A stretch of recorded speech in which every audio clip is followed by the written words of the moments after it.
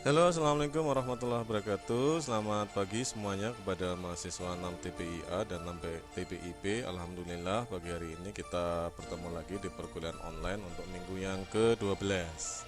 Adapun topik atau materi perkuliahan untuk minggu ke-12 ini adalah tentang uji validitas dan reliabilitas instrumen. Untuk tugas perkuliahan, mahasiswa dipersilakan untuk mendownload materi kuliah yang saya tampilkan di Google Classroom. Kemudian nanti ada tugas untuk mencoba berlatih menghitung hasil uji validitas dan reliabilitas pada sampel permasalahan yang saya tampilkan sebagai tugas kuis di Google Classroom. Uji validitas dan reliabilitas instrumen itu merupakan salah satu tahap yang harus dilakukan oleh seorang peneliti dalam bidang kuantitatif, manakala si peneliti itu membangun instrumen dengan menggunakan kuesioner maupun menggunakan tes. Untuk pertemuan hari ini saya akan menjelaskan dan memaparkan teknik dan cara untuk mengukur uji validitas dan reliabilitas untuk instrumen angket.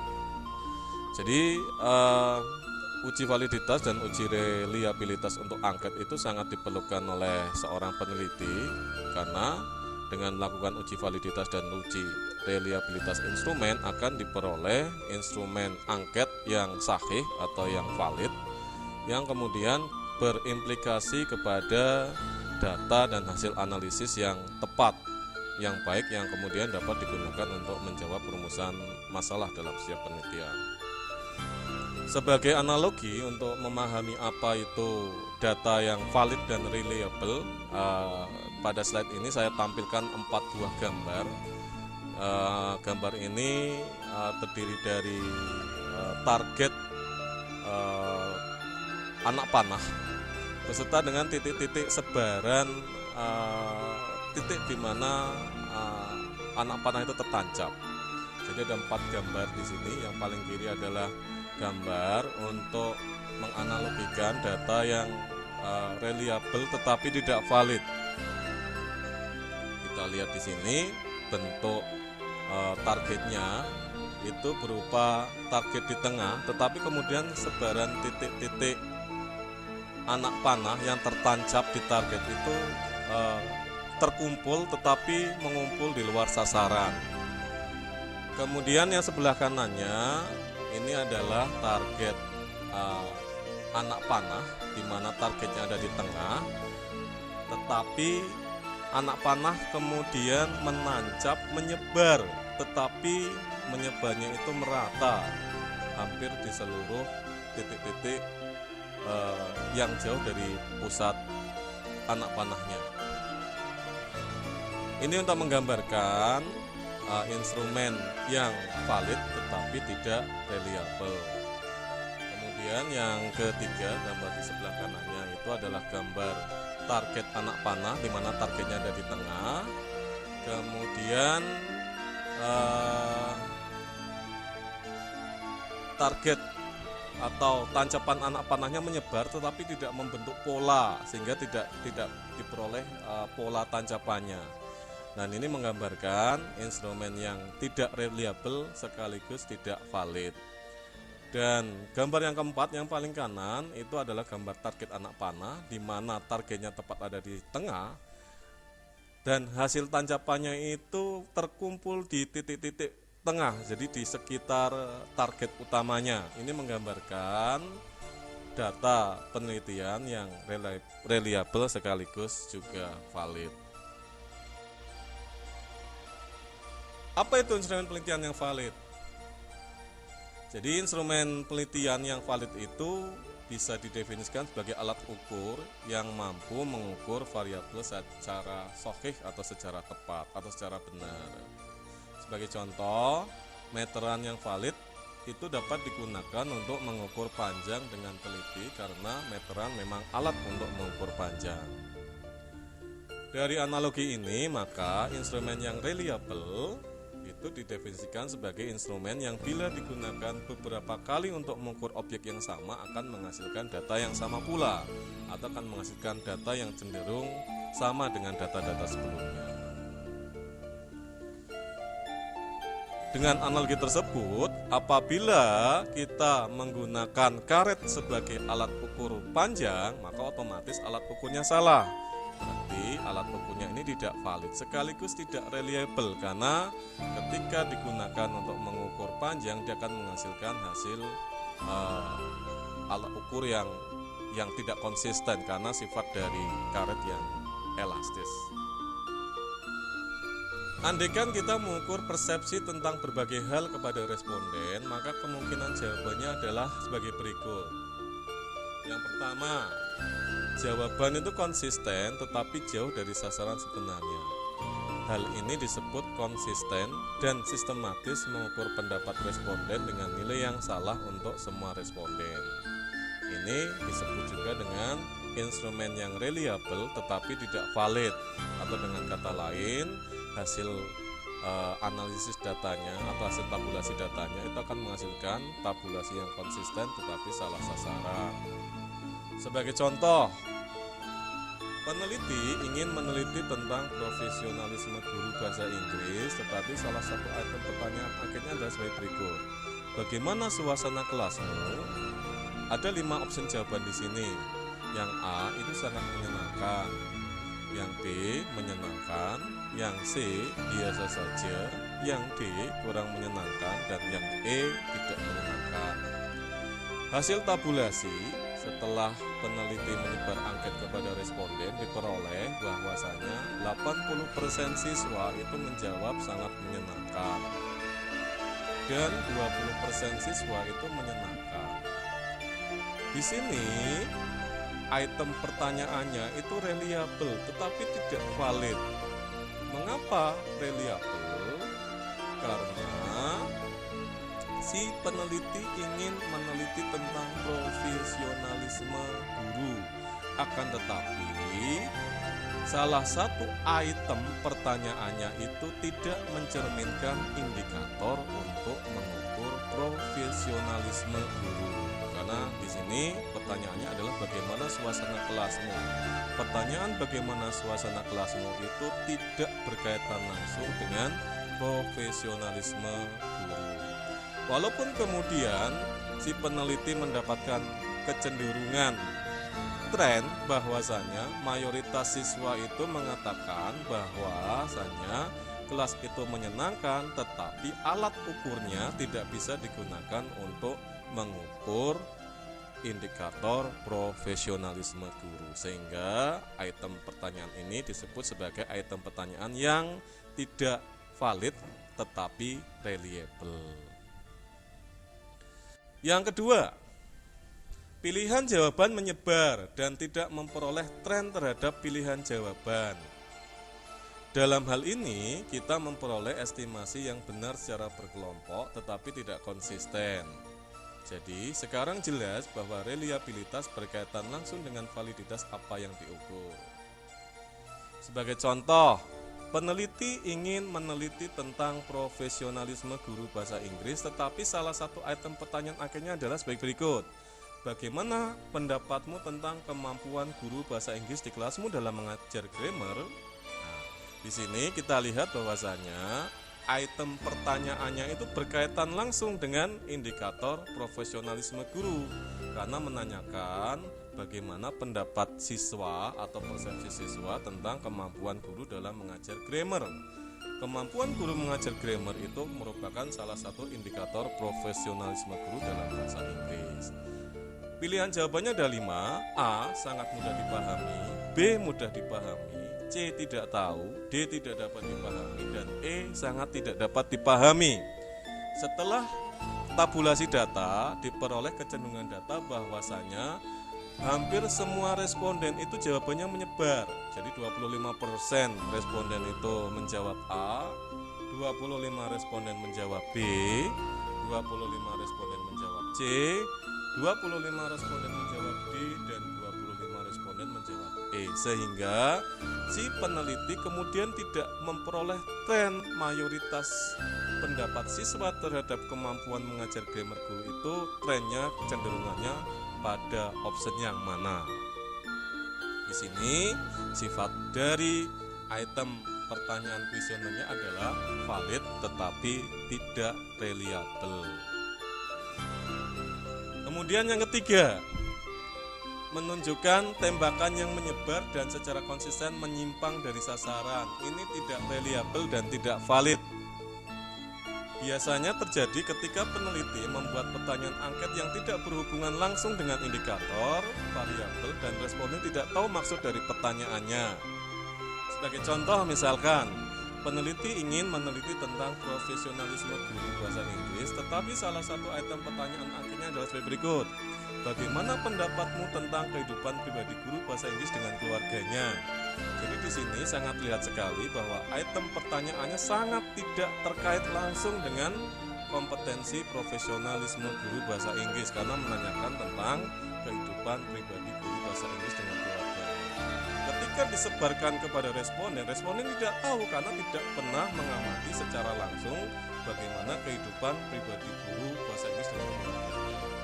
Sehingga jawaban dari si responden itu akan menyebar dari option A sangat harmonis, option B harmonis, option C biasa saja, option D tidak harmonis, dan option E sangat tidak harmonis dengan rentang tabulasi yang kisarannya sekitar 25%.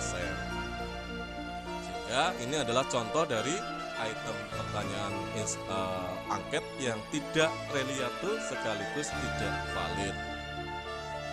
Dan yang keempat adalah pilihan jawaban yang menunjukkan tren ke salah satu pilihan. Ini disebut sebagai instrumen angket yang reliable sekaligus valid. Contohnya, peneliti ingin meneliti tentang profesionalisme guru bahasa Inggris, tetapi salah satu item pertanyaan sebelah berikut. Bagaimana pendapatmu tentang kemampuan guru bahasa Inggris di kelasmu dalam mengajar grammar? Kita lihat di sini bahwa salah satu item pertanyaannya adalah menanyakan tentang kemampuan guru dalam mengajar grammar. Kemampuan mengajar guru dalam mengajar grammar merupakan salah satu indikator profesionalisme guru bahasa Inggris. Sehingga kemudian kita simpulkan bahwasanya ini merupakan salah satu indikator kemampuan guru dalam mengajar bahasa Inggris. Dan pilihan jawabannya itu ada 5. A. Sangat mudah dipahami, B. Mudah dipahami, C. Tidak tahu, D. Tidak dapat dipahami, dan E. Sangat tidak dapat dipahami. Jadi menggunakan skala Likert. Dan hasil tabulasinya setelah peneliti mengumpulkan data dari responden diperoleh bahwasanya mayoritas siswa itu menjawab sangat mudah memahami 70%, mudah memahami 25%, dan tidak tahu 5%. Sehingga dapat disimpulkan bahwasanya mayoritas siswa menganggap bahwa kemampuan guru dalam mengajar grammar itu dapat dipahami oleh siswa. Sehingga peneliti dapat tren bahwasanya mayoritas siswa itu mampu memahami apa yang disampaikan guru bahasa Inggris ketika mengajar grammar. Ini disebut sebagai instrumen yang reliable sekaligus yang valid. Kemudian bagaimana cara mengukur validitas instrumen? Suatu instrumen pengukuran itu disebut valid atau akurat jika instrumen tersebut mengukur apa yang seharusnya diukur. Ada 3 pendekatan yang biasa dilakukan untuk mengukur validitas instrumen. Yang pertama adalah validitas konstruk, yang kedua adalah validitas konten, dan yang ketiga adalah validitas eksternal. Dalam slide ini saya hanya akan menjelaskan validitas konstruk karena validitas konstruk adalah validitas yang paling sering dipakai oleh mahasiswa untuk melakukan penelitian tugas akhir. Untuk validitas konten dan validitas eksternal, silakan mahasiswa untuk lebih memahami dan mendalaminya dengan membaca buku metode penelitian pendidikan, pendekatan kuantitatif, kualitatif, dan R&D dari tulisannya Profesor Dr. Sugiono. Bagaimana cara melakukan uji validitas konstruk? Yang pertama, peneliti menurunkan variabel ke dalam indikator berdasarkan konstruk teori. Atau dengan kata lain, indikator-indikator variabel itu harus diturunkan berdasarkan teori-teori yang ada, bukan berdasarkan pada asumsi si peneliti sendiri. Manakala diturunkan berdasarkan asumsi peneliti sendiri, maka secara konstruk sudah dianggap tidak benar.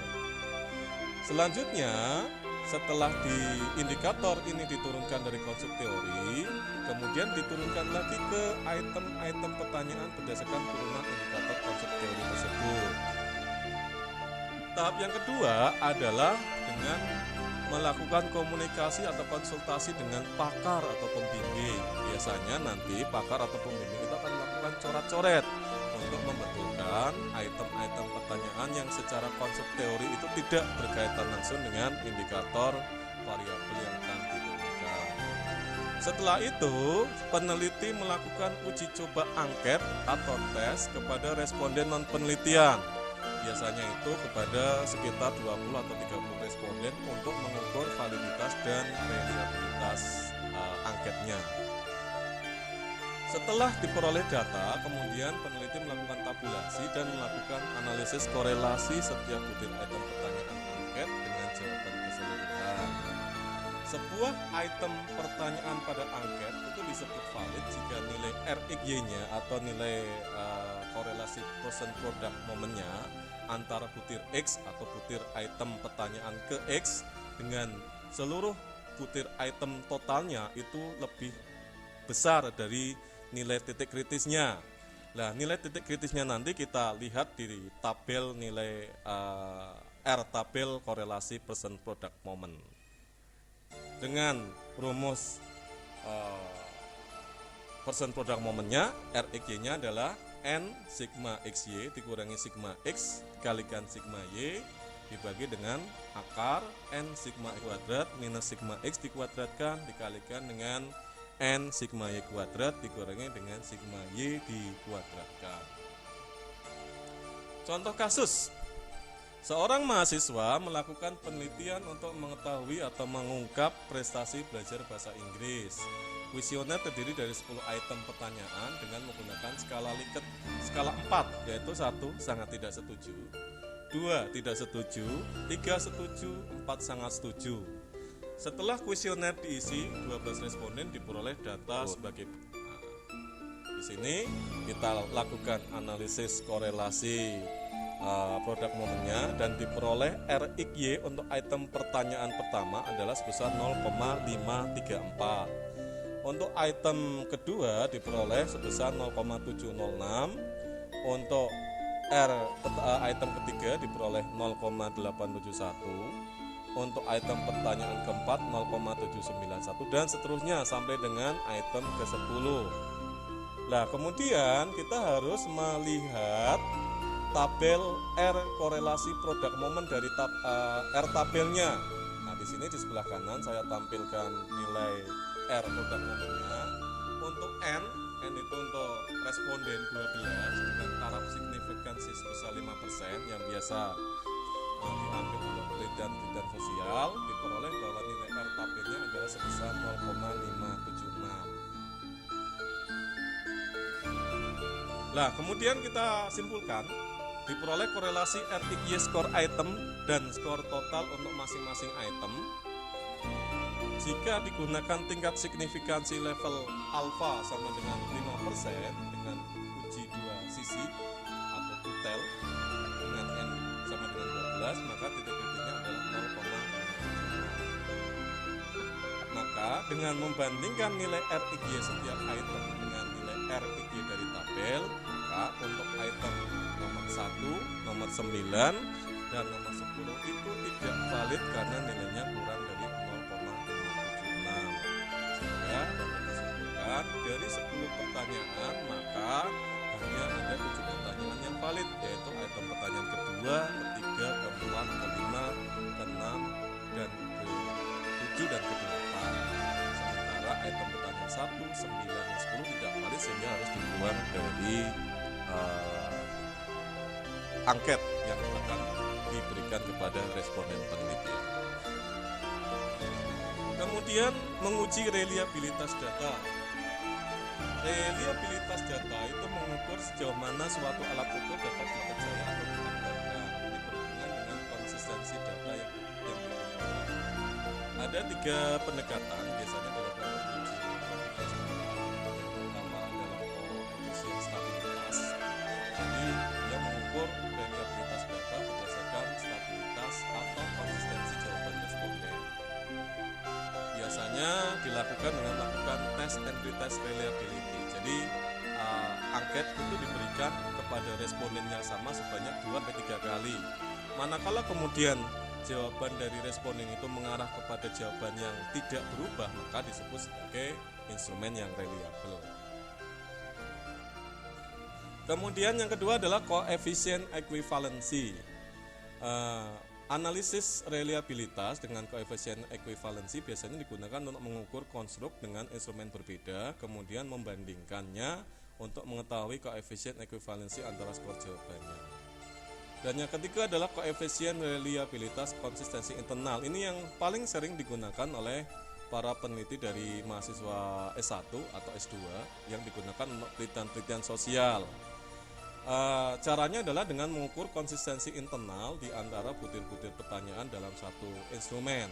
Cara yang paling sering digunakan adalah dengan menggunakan nilai koefisien belah dua atau half split dan menggunakan nilai koefisien dari Krogman alpha. Untuk teknik belah dua atau half split, caranya adalah data dikelompokkan menjadi dua bagian.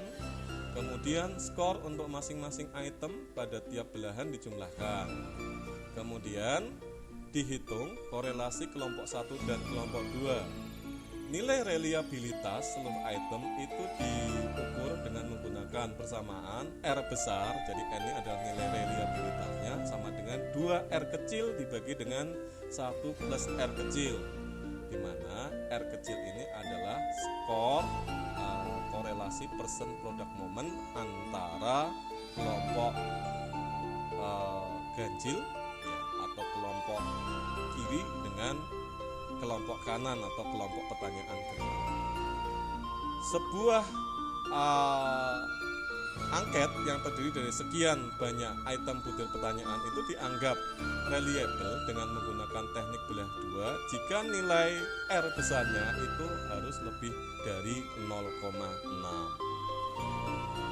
Jadi terlihat di sini bahwa nilai reliable itu mengukur reliabilitas angket secara gelondongan atau secara keseluruhan, beda dengan validitas item.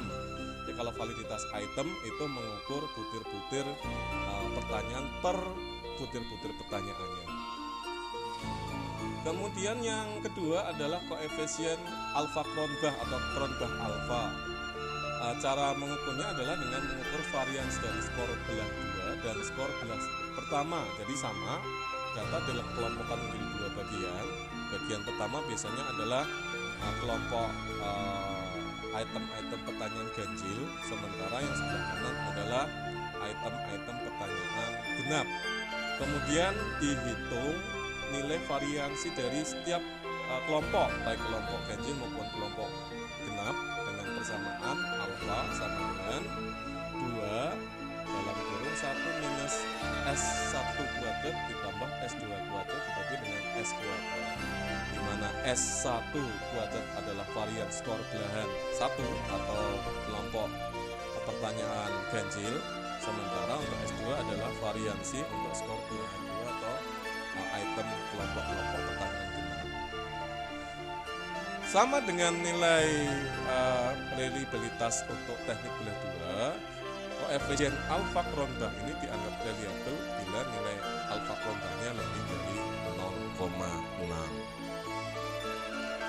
Jadi berdasarkan paparan di atas, maka dapat disimpulkan bahwasanya seorang peneliti sebelum menyebarkan angket kepada responden penelitian, maka harus diuji dulu validitas dan reliabilitas datanya. Instrumen yang valid dan reliable ini kemudian akan menghasilkan data yang kemudian valid dan reliable, dan serta hasilnya akan menghasilkan analisis yang tepat. Adapun teknik analisis untuk validitas datanya itu bisa menggunakan 3 teknik, yaitu validitas konten, kemudian criterion related validity atau validitas kriteria, kemudian yang ketiga adalah validitas konstruk. Yang biasa digunakan untuk para peneliti dari kalangan mahasiswa S1 dan S2 untuk penelitian berhasil biasanya adalah menggunakan analisis validitas konstruk. Kemudian untuk analisis reliabilitasnya atau uji reliabilitasnya biasanya dengan menggunakan 3 pendekatan, yaitu dengan pendekatan koefisien stabilitas, pendekatan koefisien ekivalensi, dan koefisien internal. Biasa yang digunakan untuk mahasiswa S1 dan S2 adalah dengan menggunakan koefisien internal. Biasanya adalah menggunakan teknik half split atau belah dua dan menggunakan teknik analisis perubahan alfa. Baik, sekian dulu untuk kuliah online pada siang hari ini. Untuk tugas mahasiswa nanti saya akan memberikan studi kasus hasil tabulasi yang diperoleh pada hasil uji coba untuk instrumen yang terdiri dari beberapa butir item pertanyaan di angket. Tugas mahasiswa adalah menghitung validitas dan reliabilitas untuk studi kasus angket yang diberikan. Terima kasih atas perhatiannya. Assalamualaikum warahmatullahi wabarakatuh.